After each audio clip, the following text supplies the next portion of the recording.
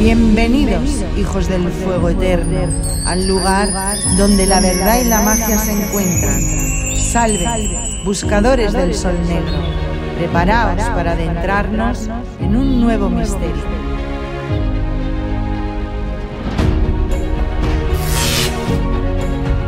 La crónica de Akako. El libro de la hormiga. Comencemos. Esta es la hormiga, incansable en su trabajo. Nada se le resiste. Poderosos son los montículos que construye, grandes las comunidades que establece. Incontable es su número. Todo lo destruye, carcome la carne de los huesos del jaguar herido. Capítulo 1. Los blancos bárbaros en el imperio de los incas. 1492-1534. La transición desde la Edad Media a la era moderna vino caracterizada por los descubrimientos españoles y portugueses. Estos movieron a las naciones europeas a atravesar el Atlántico. Audaces marinos habían ya descubierto las islas atlánticas en la primera mitad del siglo XV y en el año 1492 Cristóbal Colón descubrió América. Colón realizó 4 viajes al Nuevo Mundo y en Haití fundó la primera colonia española. En 1500 el navegante portugués Cabral descubrió Brasil. En 1519 Cortés inició la conquista de México. Tras 3 años de resistencia, Moctezuma II, el rey de los aztecas, capituló. Posteriormente sería asesinado por los españoles. Misioneros cristianos, excesivamente celosos, destruyeron la vieja civilización mexicana. En 1531, Pizarro inició la conquista de Perú. El poderoso imperio de los incas, que se hallaba debilitado por una guerra civil, cayó derrotado tras 3 años de lucha contra la mejor armada tropa española. Su rey del sol, Atahualpa, que había sido traicionado y capturado, sería estrangulado en el 1533. Únicamente sobrevivieron a la destrucción pequeños ecos de una civilización altamente desarrollada, principalmente obras arquitectónicas, la escritura en nudos y objetos de oro. La población inca, que según los escritores contemporáneos llegó a contar con 10 millones de personas, quedó reducida en unos pocos años a tan solo 3 millones. El valor de los lingotes de oro transportados por los españoles desde Perú ascendió a unos 5.000 millones de dólares en la moneda actual. La llegada de los blancos bárbaros. Todo está incluido en la crónica de Akako, escrito con buenas palabras y con lenguaje claro.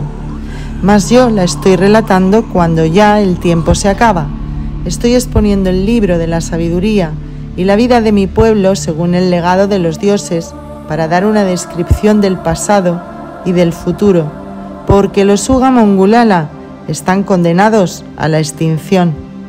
Cada vez son más los árboles que caen, muertas sus raíces.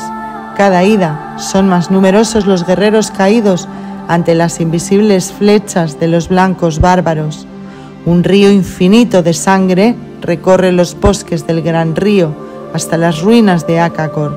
Desde que los blancos bárbaros avanzan por el interior de nuestro país, el desaliento y el desánimo embargan a mi pueblo, tal y como está escrito en la crónica. Noticias extrañas llegaron al Consejo Supremo acerca de unos hombres extranjeros barbudos y de sus poderosas naves que se deslizaban silenciosamente sobre las aguas y cuyos mástiles llegaban hasta el cielo. Noticias sobre extranjeros blancos, robustos y poderosos como dioses. Eran como nuestros padres antiguos, y el Consejo Supremo, pensando en los maestros antiguos, dispuso que fueran encendidas hogueras de alegría.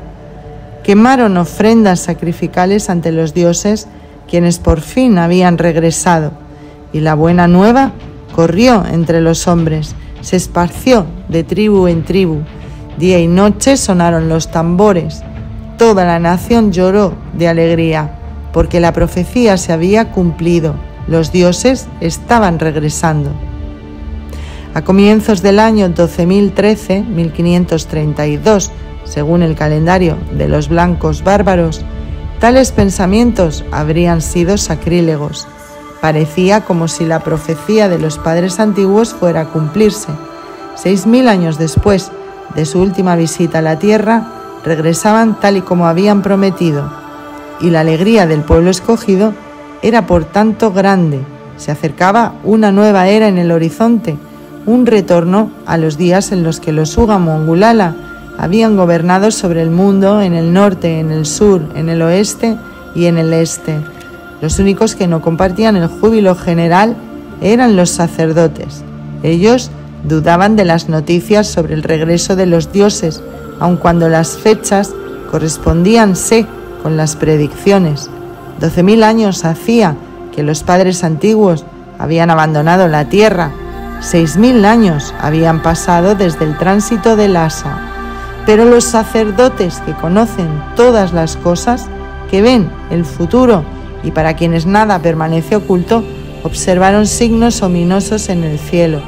Muy pronto se descubrió que las noticias sobre el retorno de nuestros maestros antiguos constituían un cruel error. Los extraños no venían con buenas intenciones para asumir el poder con bondad y con sabiduría. Imagen: campañas de los colonizadores españoles y portugueses.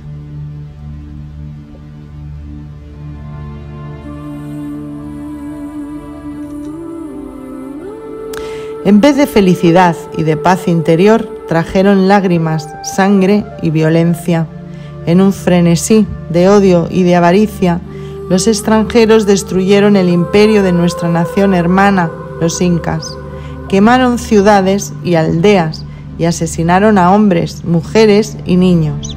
Los blancos bárbaros, así es como hoy los llamamos, rechazaban el legado de los padres antiguos y erigieron templos bajo el signo de la cruz, y en su honor sacrificaron a millones de hombres. Una gran estrella se estaba acercando a la tierra y arrojaba una cansina luz sobre las llanuras y las montañas. El sol también había cambiado, tal y como está escrito en la crónica. ¡Ay de nosotros! Los signos apuntan hacia el desastre. El sol no se muestra brillante y amarillo, sino rojo, como la sangre espesa. Así era como hablaban los sacerdotes. Los extranjeros no traen la paz, no confían en el legado de los padres antiguos. Sus pensamientos están hechos de sangre, siembran la sangre por todo el imperio. El desastre que nuestros sacerdotes habían predicho afectó en primer lugar a los incas. Estalló una guerra civil en su imperio. Los dos hijos de Huayna Cápac lucharon entre sí por el puesto de príncipe, en una sangrienta batalla que tuvo lugar en los campos cercanos a Cuzco. El primogénito, Huáscar, fue derrotado por su hermano más joven, Atahualpa. El vencedor y su ejército avanzaron hacia la capital e iniciaron un sangriento reinado de terror. Atahualpa había destruido a los partidarios de su desgraciado hermano si los extraños no hubieran desembarcado en las playas del Océano Occidental. Su llegada impidió su victoria definitiva.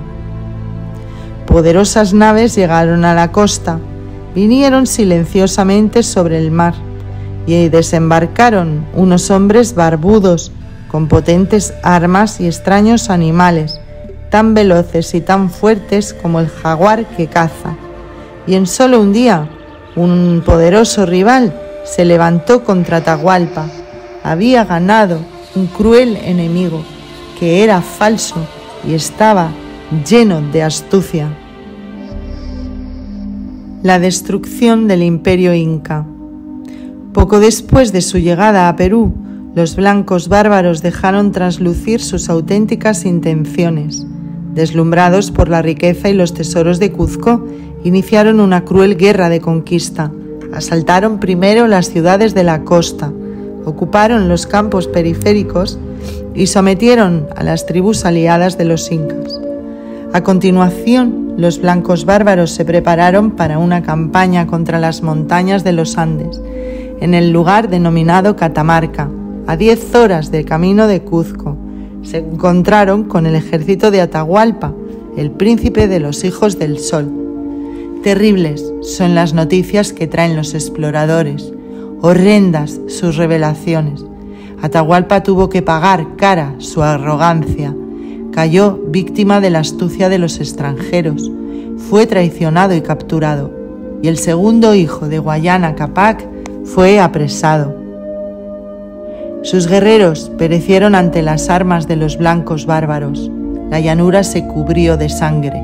En los campos donde el Inca perdió la batalla, la sangre cubría hasta los tobillos. Y los barbudos guerreros siguieron adelante, asesinando y saqueando. Llegaron hasta Cuzco, violaron a las mujeres, robaron el oro, abrieron incluso las tumbas. La miseria y la desesperación cayeron sobre las montañas en las que un día Atahualpa, el príncipe de los hijos del sol, fuera poderoso. Mi pueblo supo de la auténtica crueldad de los blancos bárbaros por los muchos refugiados incas. Los barbudos extranjeros cometieron atrocidades peores que las que nunca habían cometido las tribus salvajes. Apenas 12 lunas después de su llegada, una profunda oscuridad se extendía sobre el imperio de los hijos del sol, únicamente iluminado por las ciudades y aldeas que ardían. Muy pronto los Suga Mongulala se vieron obligados a admitir la terrible verdad. Su nación hermana estaba condenada a la desaparición. Los extranjeros poseían unas extrañas armas que despedían flamígeros rayos, disponían de unos extraños animales con pies de plata que, guiados por los hombres, sembraban la muerte y la perdición entre las huestes de los hijos del sol.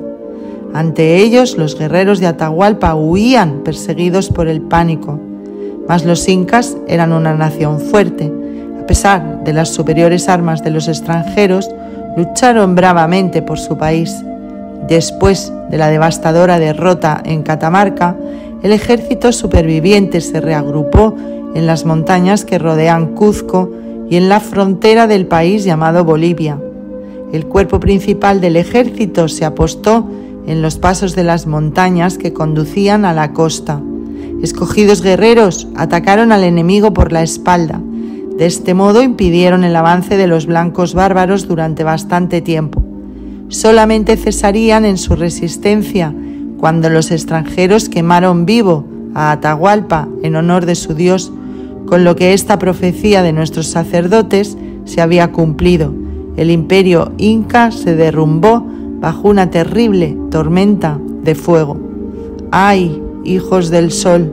¡Qué destino tan terrible les ha correspondido!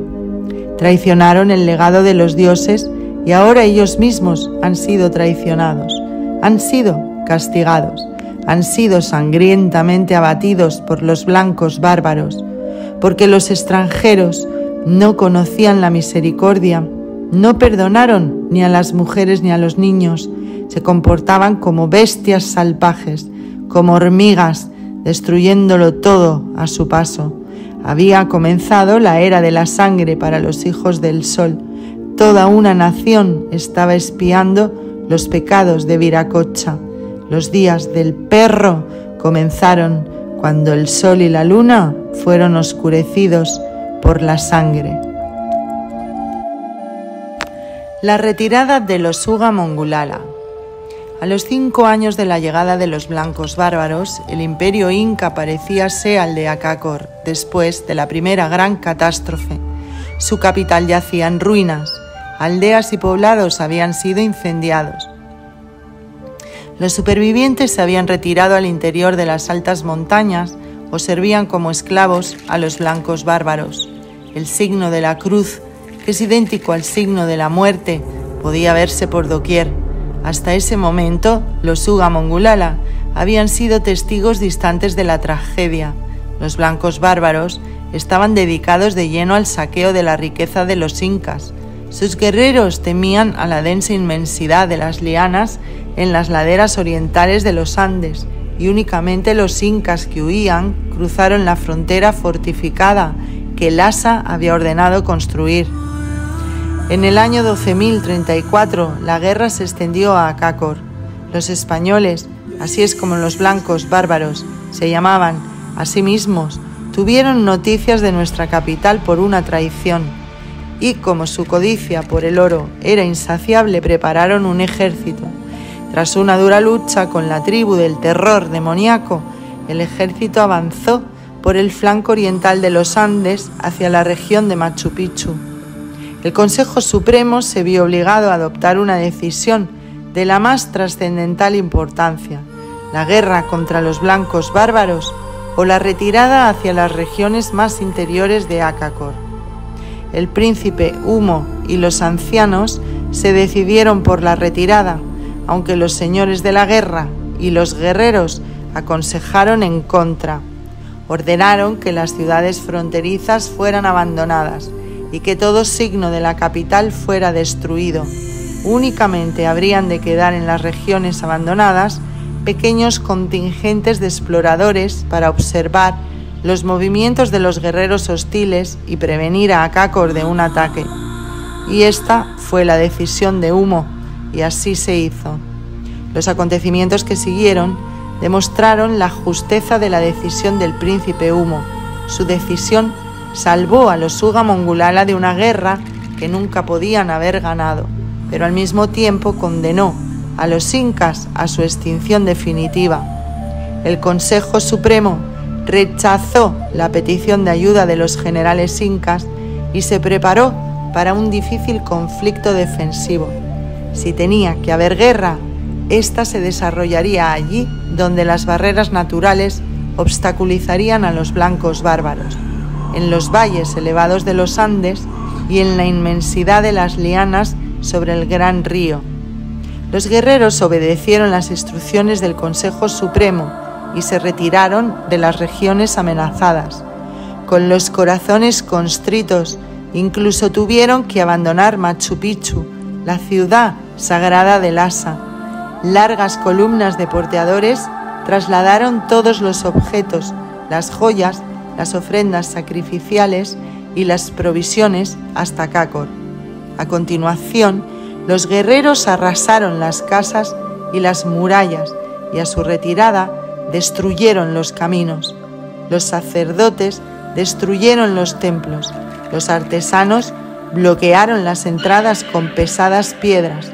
Con tanta minuciosidad cumplieron las órdenes de los ancianos que aún hoy los Uga Mongulala únicamente pueden localizar Machu Picchu con la ayuda de mapas y de dibujos. Solo los pasadizos subterráneos de la montaña de la luna quedaron sin tocar, porque nadie que no comprenda los signos del pasado puede revelar el secreto de Lhasa, el hijo elegido de los dioses. Y así fue como el sumo sacerdote clausuró la ciudad y su grada, ocultó el secreto del hijo elegido de los dioses, del creador y formador, así que gobernó sobre los 4 vientos, sobre las 4 esquinas de la tierra y sobre la superficie del cielo. Y ocultó el secreto con estas palabras: permanecerás en las sombras de tu sombra, mientras la mirada de los dioses esté ausente y la tierra esté oscurecida por la noche. Luego, la sombra de tus sombras te indicará el camino, te indicará la dirección desde el corazón del cielo hasta el corazón de la tierra. Durante largo tiempo pareció como si los dioses fuesen a perdonar a los Uga Mongulala del destino de su nación hermana, y Acácor permaneció ajena a los blancos bárbaros, aunque estos avanzaron en sus campañas hasta la región del nacimiento del río Rojo. Nunca traspasaron los bosques de las laderas orientales de las montañas. Sus guerreros morían de las extrañas enfermedades del gran bosque o caían bajo las flechas envenenadas de las tribus aliadas. Un único grupo llegó hasta los alrededores de la capital de mi pueblo.